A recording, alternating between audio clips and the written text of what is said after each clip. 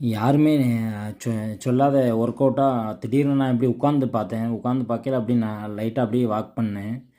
அது செம எஃபெக்டிவாக இருந்துச்சு.